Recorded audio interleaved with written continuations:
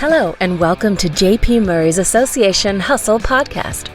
President of the Murray Company, JP's mission is to arm today's associations with insight and strategy to thrive in a progressively complex and competitive business landscape. 21st century associations must move forward with a little bit of hustle and revenue development at their core. Here's JP. Bad business advice and association myths. I'm going to dispel those today for you. You know what? I got to give you a fair warning. This is going to be a little bit of a riff and a ramble. But I want to take on a couple of things that are legacy bias oriented, conventional wisdom things that I just don't think apply to our association or that I've found over time by doing the work over the last decade at the Murray Company that I've seen to be frankly false or misguided. Number one, you can't charge a retainer for sales work. I remember a luncheon that I had more than 10 years ago with a person in the association space that did sales. And he says, as a third-party organization, you're not going to be able to charge a retainer. Well, I'm happy to say 10 plus years later, we charge a retainer for sales plus commission for all the work we do. Because I guarantee you, we work our fanny off doing this. And sometimes we've got to inherit an uneven and not consistent value proposition, maybe a dues structure that's not that relevant to the industry that we're in, and maybe an advocacy program that does more reporting than advocating. But I'll tell you what, the model's been successful for us. And in fact, during the pandemic, we were a commission-only sales entity. We'd probably be out of business today. So that's bad business advice, and thank goodness I didn't take it.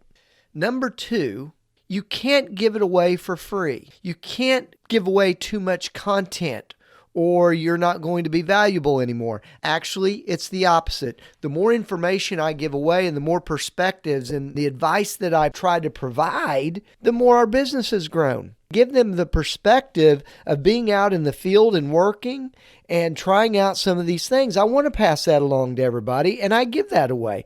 I don't implement it for free. People aren't going to call me on the phone and say, hey, I loved your advice around sales. Will you do that for me for free? No, I'm not going to do it for free, but I give away the advice because that content helps to build your credibility and your thought leadership. I just don't implement it for free. Number three, you have to be in Washington, D.C. and close to customers to be successful in the association space.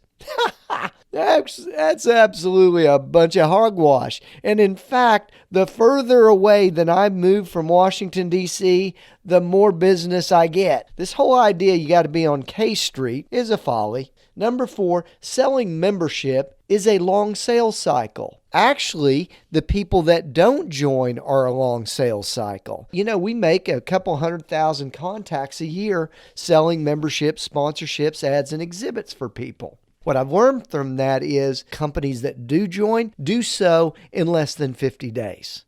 So yeah, there's a long sales cycle for the people that aren't going to do it. People that want to do it, you probably tapped into something that's urgent for them. Those people you sell right away.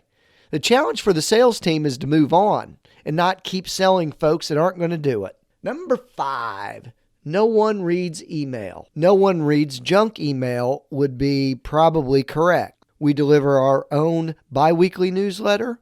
We send email campaigns out to prospects, and we've generated millions of dollars in revenue because of our ability to monitor what people open and click onto. So that's wrong. Number six, chapters are dead for associations. That's kind of a myth that was out there for a while. And in fact, there are maybe times that I promulgated or advanced that narrative, and I was totally wrong about it. One of the things that I've seen in this pandemic era is how chapters are actually delivering great value and connection and familiarity. They're going to open up quicker, and in some cases they already are. The chapter model is thriving.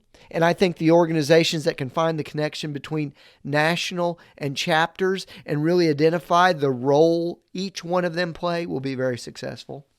The next one, we don't allow vendors to speak at conferences because they're just going to give a sales pitch. That is terrible business advice for an association in particular. Why? Many of the vendors and suppliers in the space know much more about the industry than the core members do, or let's say the manufacturers, because they're working with multiple people in the ecosystem. They actually have more insights and business intelligence that can be helpful and make content better for you. Now, will some groups make the mistake of making it a sales pitch? Yeah, but they've over the years kind of worked their way through that. No one's died because someone gave a pitch. Most organizations are self-aware enough not to.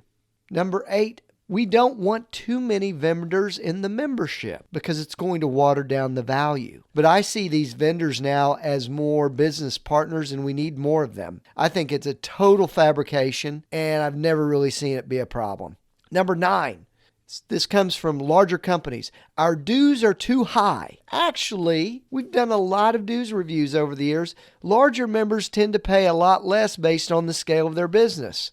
A $500 membership for a $1 million business is much more expensive than a $5,000 membership for a $50 million company. And I saw that dues level just the other day, baby. So a lot of times they may pay more in money, but in terms of the scale and the size of their business, they pay a lot less than the small business person does.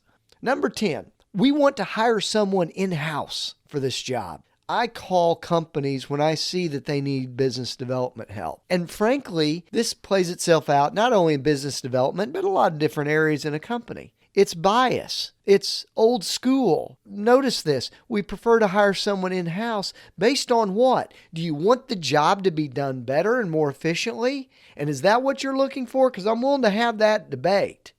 My experience is contractors tend to be specialists, get better results, are very focused, more efficient, and often cheaper. So do you want the best end result, or you just want head count?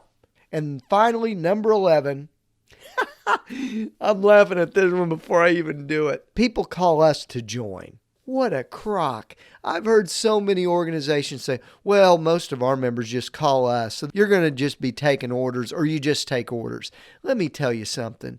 The number of inbounds that we get for a trade association membership over a year, I could probably count on 2 hands. They don't call. You got to go out and get them. If you're relying on people to call you to join, let me say hello to the decline of your membership. Hey man, I do some of these things with a little bit of humor, but I think that they're myths. I think they can be disproven. And I think now is the time to put everything on the table and rethink some of our old opinions and our old ways of doing things. And here is your prize. If you'd like a complimentary copy of my first book, Association Hustle, send me an email, jp@murraycompany.com. I look forward to chatting next week. We hope you enjoyed this edition of J.P. Murray's Association Hustle Podcast. We'd love to connect with you. Check out our blogs at murraycompany.com and subscribe to our weekly newsletter. You can also connect with JP on LinkedIn and Twitter @JP Murray, as well as the Murray Company's Instagram and Facebook page. To purchase a copy of JP's book, Association Hustle, Top Strategies for Association Growth, go to jpmurray.com.